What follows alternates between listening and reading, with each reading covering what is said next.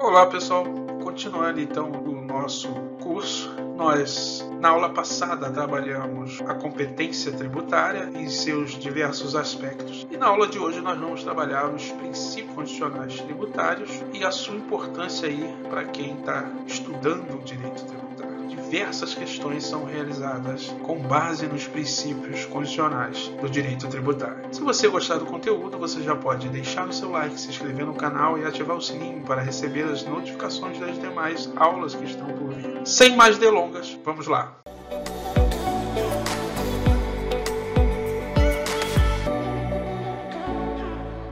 Vamos lá, pessoal, olha só. Princípios tributários, um assunto importantíssimo para quem pretende fazer qualquer tipo de prova no direito tributário, tá? É uma das colunas do direito tributário e saber a quantidade de princípios e a qualificação, né, o que cada um requer dos legisladores e dos contribuintes é importantíssimo aí, já que as bancas adoram explorar esse assunto. Por quê? Porque a banca cria uma problemática de tal forma que o legislador, seja ele municipal, estadual ou federal, na hora que vai instituir determinado tributo ou majorar determinado tributo, ok? Comete um erro, ou seja, contraria um desses princípios que nós vamos comentar agora, tá? Se você está estudando, está começando a estudar o direito tributário, você vai ter que fazer um print dessa tela e ler com calma, tá? E saber explorar esse assunto, tá? Se você já estudou e quer revisar esse organograma aqui, tá ótimo, tá? Então, primeiro nós vamos conceituar princípios. Olha lá, princípios são normas de valor premente e de observância em todos os quadrantes da ordem jurídica tributária que veiculam valores do sistema tributário nacional estabelecido constitucionalmente. O tema tributário é tão importante que ele possui grande regulamentação constitucional. E, para iniciar aí os princípios, nós vamos falar dele, que é a pedra máxima aí do direito tributário, o princípio da legalidade, previsto aí no artigo 151 da Constituição Federal, né, 150, inciso 1, combinado com o artigo 97 do CTN. Olha só, o artigo 150 diz o seguinte: sem prejuízo de outras garantias asseguradas ao contribuinte, é vedado à União, aos Estados, ao Distrito Federal e aos municípios exigir ou aumentar tributos sem lei que o estabeleça, tá? Eis aí o princípio da legalidade, ou seja, o Estado só pode cobrar tributos dos contribuintes mediante lei, tá? Segundo, pessoal, o princípio da isonomia, lá, 150, inciso 2, que possui subprincípios, tá? Cobrados em prova. Olha só, sem prejuízo de outras garantias asseguradas ao contribuinte, é vedada à União, aos Estados, ao Distrito Federal e aos municípios instituir tratamento desigual entre os contribuintes que se encontrem em situação equivalente, proibida qualquer distinção em razão de ocupação profissional ou função por eles exercidas, independentemente da denominação jurídica dos rendimentos, títulos e direitos. Ou seja, a tributação incidirá sobre todos. Lembrando que isonomia é tratar os iguais igualmente e tratar os desiguais desigualmente na medida da sua desigualdade, tá? E daí vieram alguns subprincípios, olha só. O princípio da capacidade contributiva, tá? Que diz o seguinte: sempre que possível, os impostos terão caráter pessoal e serão graduados segundo a capacidade econômica do contribuinte, facultado à administração tributária, especialmente para conferir a efetividade a esses objetivos, identificar, respeitados os direitos individuais e, nos termos da lei, o patrimônio, o rendimento e as atividades econômicas do contribuinte, tá bom? E aí temos o segundo subprincípio, que é o princípio da interpretação objetiva do fato gerador, né? Que tem previsão no artigo 118, combinado com 126 do CTN, tá? Que também, nós já falamos em aula anterior, faz referência a cláusula no olé. Ou seja, raciocina comigo, vamos ler e aí nós vamos raciocinar. Olha só, a definição legal do fato gerador é interpretada abstraindo-se da validade jurídica dos atos efetivamente praticados pelo contribuinte, responsáveis, terceiros, bem como a da natureza do seu objeto ou de seus efeitos. Então, dando um exemplo, vamos dizer que você, juntamente com determinado sócio, abra uma sociedade, mas não leve, tá, a registro, tá? E aí, no Código Civil diz que essa sociedade será sociedade em comum, tá? E logo ela estará irregular, tá? E se você praticar fato gerador de tributo na atividade dessa sociedade em comum, tá? Os fatos poderão ser tributados, tá bom? E tais fatos poderão ser tributados com fundamento aqui, ó.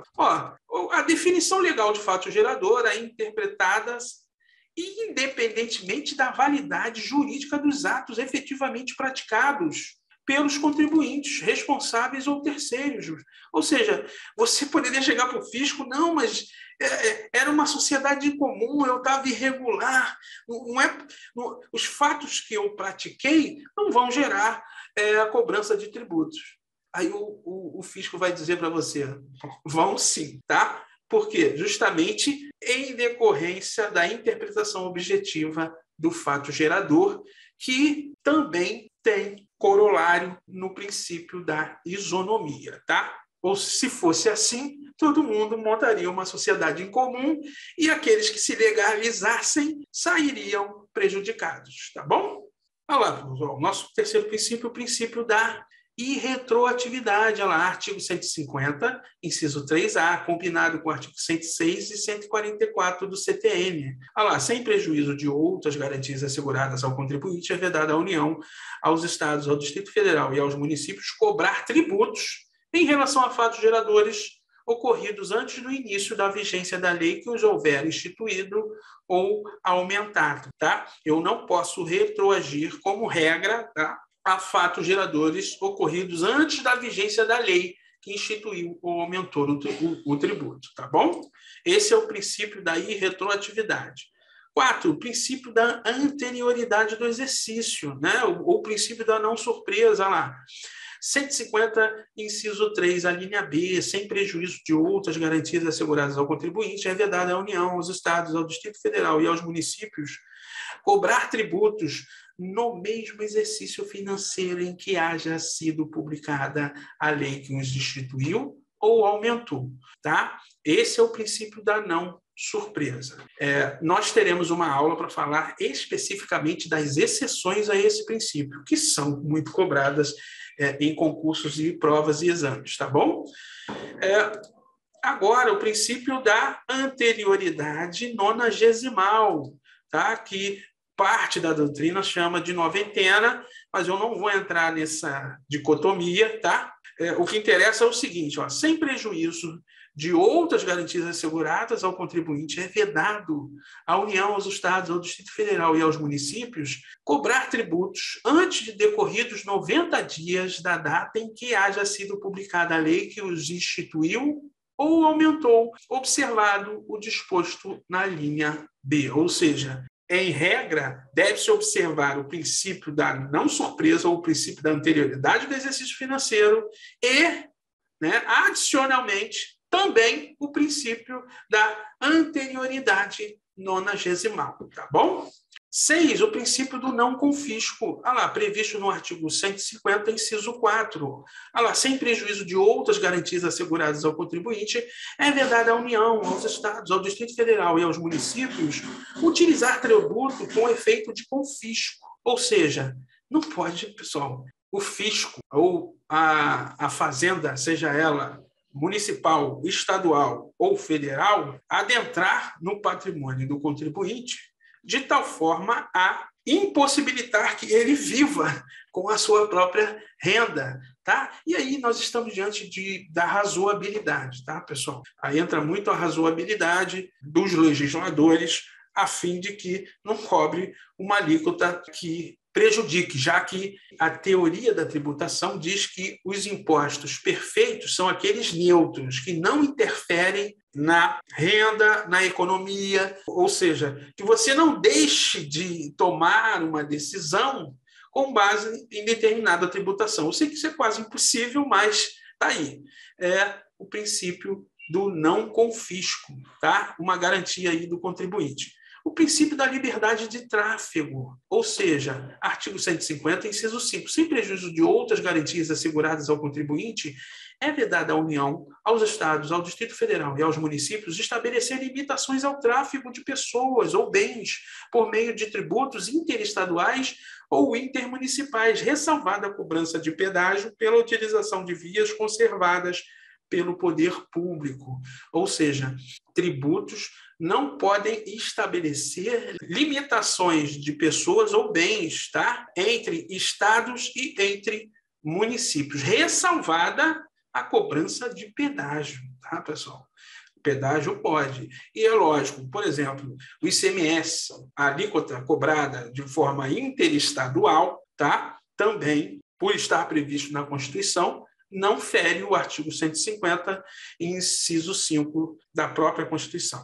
8, nós temos aí o princípio da uniformidade geográfica, artigo 151, inciso 1, combinado com 19.3 da Constituição. Olha lá, é vedado à União instituir tributo que não seja uniforme em todo o território nacional ou que implique distinção ou preferência em relação a Estado, ao Distrito Federal ou a município, em detrimento de outro, admitida a concessão de incentivos fiscais destinados a promover o equilíbrio do desenvolvimento socioeconômico entre as diferentes regiões do país. Essa exceção, referente à concessão de incentivos fiscais destinados a promover o equilíbrio do desenvolvimento socioeconômico entre as diferentes regiões do país, cai muito em prova, tá? Fica ligado, porque há o princípio da uniformidade geográfica. Então, o imposto ou tributo federal tem que ser uniforme para todas as regiões, ressalvados determinados incentivos com o intuito de promover o equilíbrio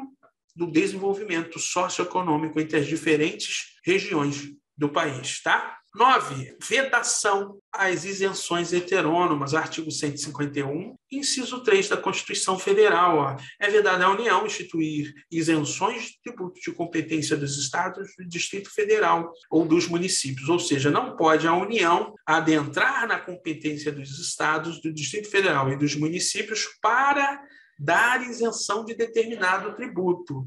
A lá 10, a exigência de lei específica para a concessão de benefícios fiscais, artigo 150, parágrafo 6º, que diz o seguinte, qualquer subsídio ou isenção, redução de base de cálculo, concessão de crédito presumido, anistia, remissão, relativos a impostos, taxas ou contribuições, só poderá ser concedido mediante lei específica, federal, estadual ou municipal, que regule exclusivamente as matérias acima enumeradas ou o correspondente tributo ou contribuição sem prejuízo do disposto no artigo 155, parágrafo 2º, inciso 12G, que a redução de base de cálculo ou concessão de incentivos referente ao ICMS, essa exceção, tá? Isso aconteceu por quê? Porque, antigamente, os legislativos, sejam eles federal, estadual ou municipal, colocavam incentivos no meio de outras leis que passavam batido aí da discussão legislativa, tá bom? Lá, pessoal, 11, o princípio da seletividade. Diz o seguinte, o IPI será seletivo, fundamento, artigo 153, parágrafo 3º, inciso 1 da Constituição Federal, e o ICMS poderá ser seletivo, artigo 155, parágrafo 2º, inciso 3. Professor, o que é seletividade? A seletividade é o seguinte: o Estado incentivando determinadas atividades e desincentivando outras, tá? E tem, lógico, um viés de isonomia, né? Ou seja, produtos de luxo podem ser tributados de forma seletiva, tá? E produtos essenciais também, né, podem ser tributados de forma seletiva com uma alíquota menor. Tá? Isso acontece com a cesta básica, tá? Acontece com armas, né, e bebidas. O ICMS é caríssimo, tá? Cigarros, por exemplo, tá bom? Eis aí o princípio da seletividade. O princípio da progressividade, olha lá, busca a aplicação da capacidade contributiva, também pode possuir, em alguns casos, a aplicação sancionatória, tá? Que é o caso do IPTU e do ITR, relativo a imóveis e terrenos não utilizados ou subutilizados, tá? De tal forma a incentivar o seu aproveitamento de forma a contribuir aí com o país, tá? É o princípio da não afetação dos impostos, tá? Olha lá, artigo 167, inciso 4, isso cai muito em prova, tá, pessoal? Ou seja, o imposto é um tributo não vinculado. Ele, em regra, não pode ser vinculado a nenhuma despesa. Mas aí existem exceções. E as bancas adoram as exceções, tá? Olha só, tá aí, ó, repartição constitucional de impostos, destinação de recursos para a saúde, também é uma exceção, ou seja, pode determinada despesa da saúde estar vinculada à receita de impostos, tá? A repartição constitucional, ou seja, metade, por exemplo, do IPVA deve ser repartido ao município, ao qual está vinculado o proprietário do veículo, tá? E é lógico que essa receita está vinculada a essa repartição constitucional, tá? A destinação de recursos para a educação também pode estar vinculada à receita de impostos. A destinação de recursos para a administração tributária, a prestação de garantia para operações de crédito por antecipação de receita, garantia e contra-garantia à União e pagamentos de débitos com a União, tá bom? Olha lá, está aí o princípio da não afetação dos impostos e as suas exceções. Princípio da não cumulatividade, o imposto deve recair apenas sobre a parcela do preço do bem que foi agregado em cada etapa, tá? Ou seja, os tributos, em regra, não devem impactar toda a cadeia produtiva de determinada atividade. Isso, lógico, quando o tributo incidir sobre a produção ou circulação de bens. Tá, ok? E aí temos aí o artigo 155, parágrafo 2º, inciso 1, dizendo que o ICMS será não cumulativo. O artigo 153, parágrafo 3º, inciso 2, se referindo que o IPI será não cumulativo. E o artigo 154, inciso 2, os impostos residuais que vierem a ser instituídos pela União devem obrigatoriamente ser não cumulativos, se impactarem a circulação de bens ou a produção de mercadorias, tá bom? Pessoal, o princípio da não discriminação tributária é vedado aos estados, ao Distrito Federal e aos municípios estabelecer diferença tributária entre bens e serviços de qualquer natureza em razão de sua procedência ou destino, tá? Não pode o município A estabelecer na sua legislação que mercadorias vindo ou serviços prestados do município C serão tributados de forma maior porque vêm do município C. E, em relação ao município B, serviços vindos do município B serão tributados com alíquota menor, né? Porque, um exemplo, são do mesmo partido os prefeitos, tá, ok? Então, a Constituição veda, tá bom? E aí, pessoal, eu sou obrigado a falar com vocês do princípio da anualidade, tá?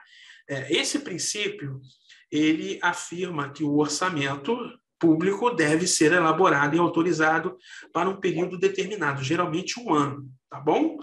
Ele atualmente está previsto na Lei 4.320, de 64, e é um princípio que é estudado no direito financeiro e não se confunde com o princípio da anterioridade, tá? Antigamente havia um princípio chamado princípio da anualidade tributária, previsto nas Constituições de 46 e 67, que dizia o seguinte: para que eu institua um tributo em determinado ano, ele tinha que estar previsto na LOA, tá? E isso caiu por terra no atual ordenamento e separou-se. Nós temos hoje o princípio da anterioridade ou não surpresa e o princípio da anualidade, que se refere à periodicidade do orçamento, tá bom? Pessoal, essa aqui cai muito em prova, tá? São as exceções ao princípio da legalidade. Tá? Isso aqui chove em prova. Tá? Olha só, o Poder Executivo pode, mediante decreto ou resolução, alterar as alíquotas dos impostos, do imposto de importação, do imposto de exportação, do IOF e do IPI. Por quê? Porque eles têm finalidade extrafiscal. Tá? A finalidade deles, além da finalidade de arrecadar, eles possuem finalidade de regulação na economia. Daí porque são extrafiscais. Tá? O Poder Executivo pode, mediante decreto ou resolução, alterar as alíquotas desses impostos, sendo, portanto, uma exceção ao princípio da legalidade. 2. O Poder Executivo pode, mediante decreto ou convênio, reduzir ou restabelecer as alíquotas da CID ou ICMS do combustível. Tá? 3. O Poder Executivo pode ainda atualizar a base de cálculo de tributos por meio de decreto. E aqui nós estamos falando de índices oficiais. Tá? Se liga, porque se passar do índice oficial, seria um aumento, necessitaria de lei. 4. Pode o Poder Executivo editar MP a fim de criar ou majorar tributos, desde que presentes os requisitos da urgência e relevância, tal tributo possa ser criado por lei ordinária, dado que MP não pode adentrar em matéria que é reservada à lei complementar, tá? E que a MP seja convertida em lei no mesmo ano da edição. Tá? Essas são normas condicionais. Tá? C. O Poder Executivo pode alterar o prazo de pagamento de tributo por meio de decreto. A alteração de prazo de pagamento de tributo não precisa de lei. Daí ser uma exceção ao princípio da legalidade. Esses 5 pontos são importantíssimos, você não pode esquecer. Tá? Por fim, pessoal, quais são os tributos que só devem ser instituídos mediante lei complementar, né? Eles podem ser criados ou majorados por... Podem não, devem ser criados ou majorados por lei complementar. Aí a Constituição enumera o seguinte, os impostos sobre grandes fortunas, a competência exclusiva da União e a sua instituição ou majoração se dá por meio de lei complementar. Tá? Os empréstimos compulsórios, a competência também exclusiva da União e a sua instituição ou majoração se dá por meio de lei complementar federal. Contribuição social residual, competência exclusiva também da União. Só pode ser implementada por lei complementar. Tá? Impostos residuais, também competência exclusiva da União e que só pode instituí-los por meio de lei complementar federal. Tá? Pessoal, com isso nós encerramos aqui o assunto. Tá? É um assunto que parece fácil, mas que demanda um certo entendimento do estudante. Tá? Eu aconselho vocês a irem em cada uma dessas fundamentações legais que eu apontei e fazer essa correlação, né, entre a fundamentação do princípio da legalidade e o princípio da legalidade. A correlação entre a fundamentação do princípio da isonomia e o princípio da isonomia. E assim por diante. Tá? Isso ajuda a você entender e gravar esse tipo de conhecimento na sua mente. Tá? Eu vou deixar aqui uma correção já gravada que trata de questões cobradas pela FGV referentes aos princípios tributários constitucionais, tá bom? Um forte abraço, bons estudos.